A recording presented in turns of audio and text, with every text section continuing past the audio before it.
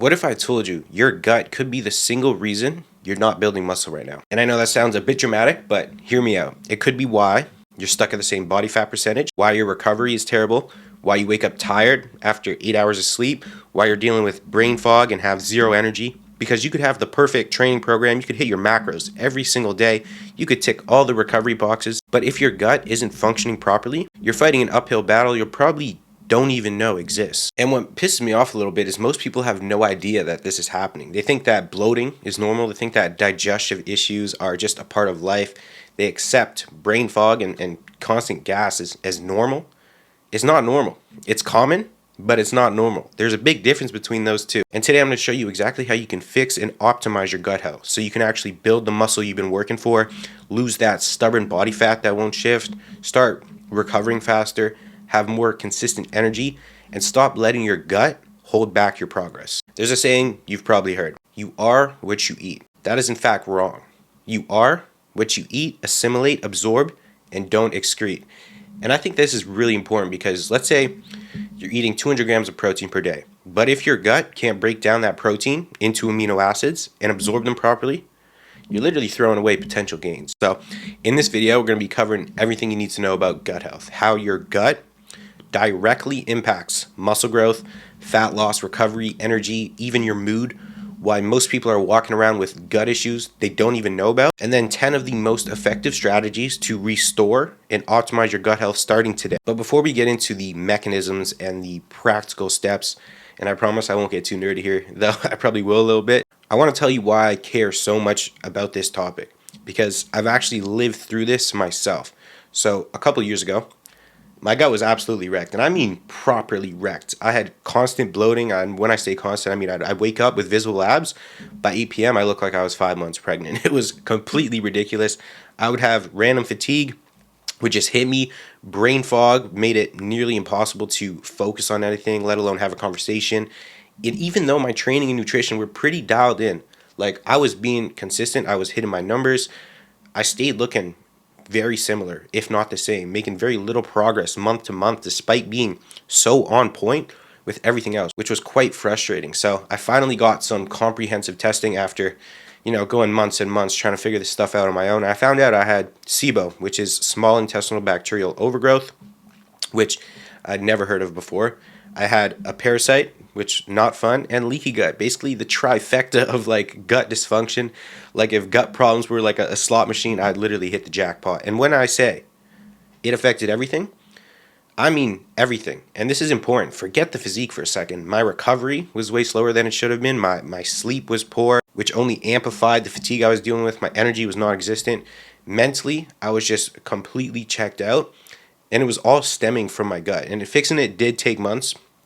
I'm not going to lie to you and say I took one supplement and boom, everything was fine. That's just not how it works when you have such complex gut issues. I had to go through a process of addressing each dysfunction at a time. But when I finally got it sorted, it was quite literally like flipping a switch. Like my energy came back. My digestion obviously smoothed out. I started sleeping deeper. And not to mention, my progress in the gym shot up quite dramatically. I was generally convinced, like I'd accepted that I just didn't have great muscle building genetics. But when I fixed my physiology, I started to actually see what my body was capable of. I've lived it, and I can tell you from experience that fixing your gut health can genuinely change your life. Now, if you still don't understand why your gut matters so much, even after hearing my story, let me break down exactly what's happening inside your body right now. I want you to think of your gut as your gateway, right? It's quite literally like the front door to your entire physiology. It decides how much of what you eat becomes usable raw materials for your body. So let's use an example. Let's protein as an example because this is what most people care about. You hit your workout, you come home, whip up a nice protein shake, maybe throw some fruit in there, some nut butter, 50 grams of protein, let's say you got down. Perfect, right? Job done. You're stimulating muscle protein synthesis, you're good. But here's the thing. Your body depends on stomach acid and digestive enzymes to break that protein down into amino acids. And if you're chronically stressed, if you got a gut infection like H. pylori, which is way more common than people think, by the way, or if your gut bacteria are completely out of balance, you might only be absorbing 60 to 70% of that protein, maybe less. And I've seen some research suggesting it could be even lower in certain cases. So yes, you're eating 50 grams of protein, but that protein isn't making its way down to amino acids to support muscle growth. And this doesn't just apply to protein, which is what I think is really important here. It applies to everything. If you want optimal testosterone production, you need B vitamins, cholesterol, saturated fats, but you only get those nutrients in a circulation if your gut is functioning properly and can actually absorb them. Want more energy, better focus, better mood? Your body needs tyrosine, phenylalanine, copper, vitamin C, because these are the raw materials for neurotransmitters like dopamine and serotonin. Where do they come from? Your diet. But they need to be then absorbed through a healthy gut microbiome. And here's something pretty wild that most people don't realize, and this actually blew my mind when I first read about it. Your gut bacteria weighs about 5 to 10 pounds. Think about that for a second. You're literally carrying around the weight of a small dumbbell just in bacteria, which is pretty crazy when you think about it. And this bacteria isn't just coming along for the ride, weighing you down. It plays a massive role in 3 critical areas. 1, how you digest food. 2, how your immune system functions. And 3, how your hormones are regulated. Because within that 5 to 10 pounds, you've got your good bacteria and you've got bad bacteria, and they're basically competing for control. And when the good guys outnumber the bad, everything runs smoothly. Your body's happy, you feel good, recovery's on point. But if the bad guys, we can call them, start taking over, maybe from chronic stress or chronic antibiotic use or living off energy drinks or processed food, you're going to experience potentially bloating, fatigue, poor recovery, brain fog. Your micronutrient status tanks because you're now not absorbing nutrients either, or you're just not eating them at all. And all of that will hold back your progress in the gym through this cascade of downstream effects that most people never connect back to their gut health. They just think, oh, I'm tired, must need more caffeine, just give me another coffee, or I'm not recovered well, must mean I need a deload. When actually the root cause is sitting in their digestive system, which was the position I was in. But nutrient absorption is just the beginning. Your gut controls something even more critical to your performance. Your gut houses 75% of your immune system. And I know I keep saying these things that sound quite dramatic, but this is very, very true. 3/4 of your body's immune system defense is sitting in your digestive tract. So if your gut is inflamed, guess what? Your immune system is now inflamed. And when inflammation is chronically elevated, your ability to recover from training takes a massive hit. Your energy drops. Your body's ability to lose body fat, build muscle, obviously, severely compromised. And I want you to think about inflammation like the difference between, I love this analogy, a campfire and a forest fire. This is an analogy I use all the time with clients. You want a little inflammation from training. That's the signal your body needs to adapt. That's your campfire. But chronic systemic inflammation, that's a forest fire. That burns down everything good in your physiology. So it'll destroy your recovery capacity. It will elevate your cortisol. It'll keep you in a perpetual state of stress that you can't get out. And I didn't know this until I started digging into the research, because your gut produces 90% of the serotonin in your body. 90%. That's the neurotransmitter responsible for feelings of well-being, calmness, motivation, even sleep quality. So if your gut is out of balance, your serotonin production takes a hit as well. And that's why it's so common for gut issues or people who suffer with gut issues to have anxiety, depression, poor sleep, lack of motivation. Now, I'm not saying it always is the case, but from what I've seen with clients and from my own experience, way more common than people realize. So if your gut isn't functioning optimally, you're fighting an enormous uphill battle. And I like to think of it like sitting in a Lamborghini with an open road ahead. Let's say you're driving on the Autobahn, if you know what that is. You want to absolutely fly, but your other foot is sitting there tapping the brake the entire time. You're trying to accelerate, but you're also braking at the same time. And that's what a compromised gut does to your physiology. And for the majority of people, the gut goes completely unchecked. It's never thought of something that has a profound effect on achieving your goals, but it absolutely does. And one of the ways it does this is through something called the gut hormone axis. Your gut helps regulate the production of critical hormones like testosterone and cortisol. Testosterone, as you probably know, I'm not telling you anything new here, absolutely crucial for muscle growth and recovery. When your gut health is solid, testosterone production will likely run higher. You're in an anabolic state, you're feeling good, motivation's high, everything's working smoothly. But when your gut's out of whack, inflamed, infected, cortisol rises, and chronically elevated cortisol is not so good. It breaks down muscle tissue, stalls fat loss, keeps you in that catabolic state. Not to mention, cortisol and testosterone have this kind of like seesaw relationship. When one chronically elevated, the other tends to drop. So it's not always a perfect inverse relationship, but generally speaking, that's the pattern we see. So say you have a bacterial infection like H. pylori, which, by the way, I've seen estimates suggesting about 30 to 40% of people have without even knowing it. though I can't remember the exact source, so take it with a grain of salt, but these infections reduce stomach acid, and lower stomach acid means you can't digest protein properly. So not only are you potentially dealing with lower testosterone production from a lack of nutrient absorption and potential gut inflammation, but you're also not absorbing the raw materials you need to build muscle in the first place. It's a vicious cycle I was stuck in probably for way longer than I realized. So a compromised gut is like training with the brakes on. You can push as hard as you want in the gym, you can eat perfectly, but you're not going to go very far. Now I know all of this might sound a little bit overwhelming, and look, my goal isn't to induce fear or make you panic about your gut health, but here's where it generally gets quite fascinating, because there are specific compounds in your gut that can actually enhance your performance, that can improve your recovery and your muscle growth and your insulin sensitivity. And one of these compounds being short chain fatty acids, or SCFAs for short. And I know this is getting a little bit nerdy now. Warned you I might do this, but stay with me here, because this is actually really interesting, because your gut bacteria produce these when they ferment dietary fiber. The three main ones being butyrate, propionate, and acetate. And these don't just stay locally in your gut doing their thing. They then enter your bloodstream and interact directly with muscle cells, which is pretty wild when you think about it. Research shows, and there's quite a bit of research on this, showing that how these short chain fatty acids enhance insulin sensitivity, they reduce systemic inflammation, they support muscle protein synthesis, all of which absolutely crucial for muscle growth, recovery, physique outcomes, performance. But butyrate in particular is quite fascinating, because it's the primary energy source for the cells lining your colon, which keeps your gut lining strong and functional, which is critical for preventing leaky gut. But it gets even more interesting, because butyrate also enters the bloodstream and improves mitochondrial function in your muscle cells. Your mitochondria being the powerhouse of the cell. Sound like a biology teacher here, but they produce ATP, which is the cellular energy, and better mitochondrial efficiency means better energy output during workouts, more efficient recovery afterwards. So you're literally producing more energy at the cellular level. Short chain fatty acids also activate key signaling pathways inside muscle tissue that directly support muscle protein synthesis. And from a metabolic perspective, they stabilize blood sugar and improve insulin sensitivity, both of which contribute to better nutrient uptake and more effective nutrient partitioning, via more of what you eat will be partitioned to muscle growth rather than body fat. So now the question becomes, how do you increase your short chain fatty acid production? And it's actually pretty straightforward. It's not some complicated protocol. First, focus on fiber intake, specifically a wide variety of fibers from fruits, vegetables, legumes, some whole grains. Don't just eat the same foods every single day like you're in a bodybuilding prison or something.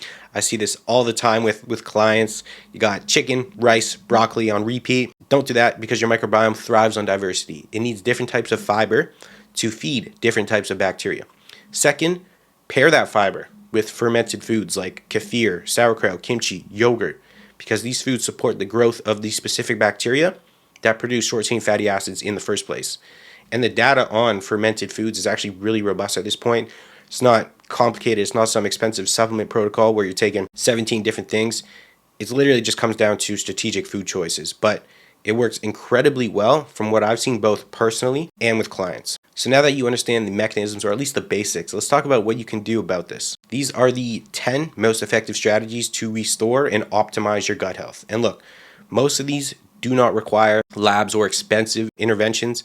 You can start implementing them today, which I think is really important. So there's no barrier here to entry. Step 1, eat a diverse whole food diet, because your gut microbiome thrives on variety. And I can't stress this enough. Eating the standard, like I said, bodybuilding diet, chicken, rice, broccoli, every single day, yeah, might hit your macros, and I get it. It's easy to meal prep, it's simple, but it's not doing your microbiome any favors. You need to rotate your food sources fairly consistently, so incorporating different fruits and vegetables, proteins, resistant starches, fermented foods, and healthy fats throughout the week. And you don't have to get super complicated about this. Just every time you go to the grocery store, literally just switch up your fruit and veg intake, switch up your carb sources, your protein sources. Just get basically what's on sale that week. And there's actually some really interesting research suggesting that you should aim for at least 15 different plant foods per week if you really want to optimize your gut diversity. And I know that sounds like a lot. When I first heard that, I was like, 15? How do I even track that? But it's actually quite doable when you start thinking about different vegetables and different fruits. It adds up pretty quickly. Foods like asparagus, garlic, onions, and bananas, they're rich in prebiotics. So these are the fibers that feed on your good bacteria. And you can think of prebiotics as food for your probiotics. And then fermented foods like yogurt, kimchi, sauerkraut, kefir, they provide the probiotics, the actual beneficial bacteria your gut needs to maintain balance. So basically, Eat a whole food diet, add variety, and your gut will thank you. Honestly, your taste buds will as well. You'll just enjoy your meals more too. So all around, wins across the board. Step 2, manage stress. And look, I know everybody talks about stress management. It can sound a bit wanky, like, oh great, another person telling me to meditate. But I'm telling you, chronic stress absolutely wreaks havoc on your gut. It's one of the most underrated gut, we call it disruptors out there, in my opinion, because stress reduces stomach acid secretion, which means you can't break down protein properly, weakens your gut lining, which can lead to leaky gut or intestinal permeability. And this is when food particles that shouldn't pass through your gut start leaking into your bloodstream, and this can trigger all sorts of downstream inflammatory effects. It's like your gut lining becomes this leaky sleeve instead of a proper barrier. You can think of it like the TSA at the airport. It's another good analogy to use. But essentially, my approach to stress management, and this is just what works for me, you might find something different, but one, a routine makes a massive difference.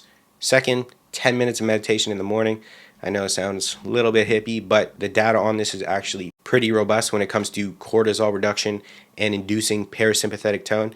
I think I saw the study. I wish I could remember the exact reference, but it showed something like 22 different mechanisms by which controlled breathing affects the nervous system. So we got some genuinely powerful stuff. And then simply walking in nature. Super easy and will have a noticeable impact. There's actually research showing that even people watching videos of nature can decrease cortisol and sympathetic drive, which sounds quite ridiculous, but apparently it works. And I have to mention it, limit alcohol. It's a very potent gut irritant. It directly induces leaky gut. Now, I'm not saying never drink. I'm not going to be that guy. I'm not going to tell you live your life like a monk, but if you're serious about optimizing your gut health, you need to be honest about how often and how much you're drinking. If you're drinking multiple times a week, you're definitely having a serious deleterious impact on your gut health. Step 3, hit your fiber target. Fiber is basically, it's your gut's homie. So you're going to work your way up to 25 to 35 grams per day. But here's the key, and this is really, really important. If you're currently eating a low fiber diet, do not go from 10 grams of fiber all the way to 35 grams of fiber overnight. You're going to feel absolutely miserable. Trust me on this one. So you want to gradually increase your fiber intake by about 5 grams per week till you hit your target, and then let your gut adapt to it. There's no rush here. Think of it like warming up in the gym. You wouldn't jump straight to your working set.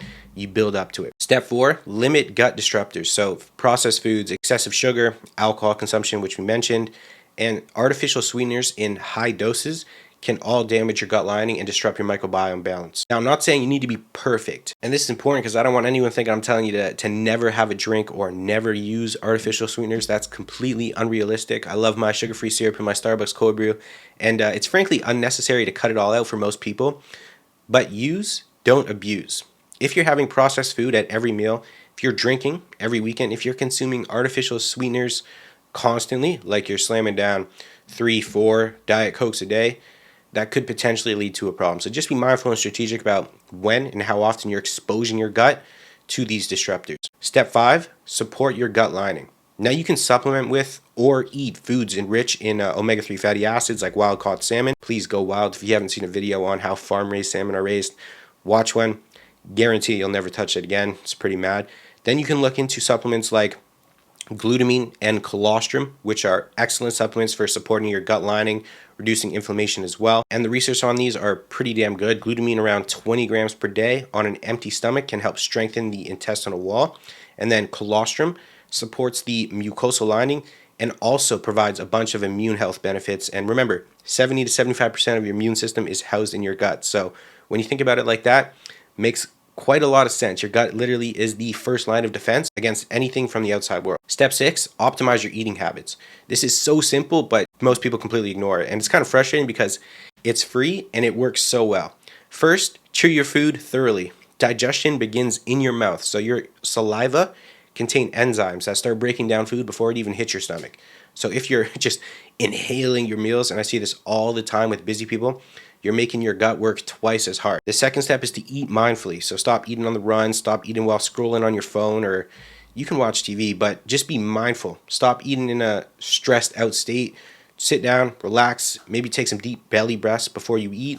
Give your body the signal that it's time to switch into the rest and digest mode, the parasympathetic activation, which is crucial for proper digestion. Step 7, prioritize sleep, because poor sleep alone will increase gut permeability. It'll throw off your circadian rhythm, which directly affects digestion, hunger, hormones, microbiome, And the cascade of poor sleep trickles down into every negative effect on your GI system. So if you're not sleeping 7 to 9 hours consistently, your gut health will suffer. There's really no way around this one, so fix your sleep. It's not optional if you want optimal gut function. And I know that's potentially easier said than done for some people, but it's really important. Step 8, keep a food journal if you consistently don't respond well to certain foods. So for some people, maybe this is gluten, maybe it's dairy, cruciferous vegetables, high FODMAP foods, specific proteins. Just track it. Keep a simple food journal. Note down how you feel 1 to 2 hours after meals. If you're getting consistent bloating, gas, fatigue, or brain fog after eating specific foods, this is data. It's your body telling you something is wrong. So don't ignore these signals and just power through it. Sometimes these reactions can indicate a potential underlying gut issue or food sensitivities that need to be addressed more specifically. And you won't know unless you're paying attention and actually tracking this stuff. Step number 9, get a stool analysis. Now, if you've implemented everything we just covered, and I mean really implemented it, not just tried for a week and you're still dealing with persistent gut issues, this is where, in my opinion, you need to stop guessing. I highly recommend doing a comprehensive stool analysis if you have the budget for it. And these tests, they really aren't crazy expensive, usually around $300 to $500. I know they can be a little bit more expensive in other countries. I know they're $300 to $500 here in Canada and the States, but the information you can get is invaluable because it literally affects you every single day. And this test will show you in black and white what's going on in your gut. It'll show you your good bacteria levels, your bad bacteria, any infections present, parasites, inflammation markers, everything. So personally, I do one every single year now, ever since rectifying my initial gut problems, just to kind of stay on top of it. And to be honest, it's been a complete game changer for understanding my body and making targeted interventions instead of just throwing stuff out the wall, guessing and wasting time and money at the problem. And this leads me to step 10, work with a practitioner if needed. If you do a GI analysis and you find something complex like multiple infections, dysbiosis, parasites potentially, this is when you definitely need to outsource, in my opinion. So I'd refer out to a practitioner with a proven track record in GI cases. And I mean a proven track record, not just someone who did a weekend course on gut issues, because they can be incredibly complex. They often require targeted protocols. And this isn't the time to try to figure it out on yourself on Google or ask ChatGPT for a protocol. So look, your gut is either supporting your performance or it's holding you back. Fix it suddenly. Everything, muscle growth, fat loss recovery, energy levels, mood, mental clarity gets significantly better. Your quality of life as a whole, it's like removing the brakes from your entire physiology. Everything just works better. And I get it. This stuff isn't as cool as a new training program or the latest supplement stack everybody's talking about.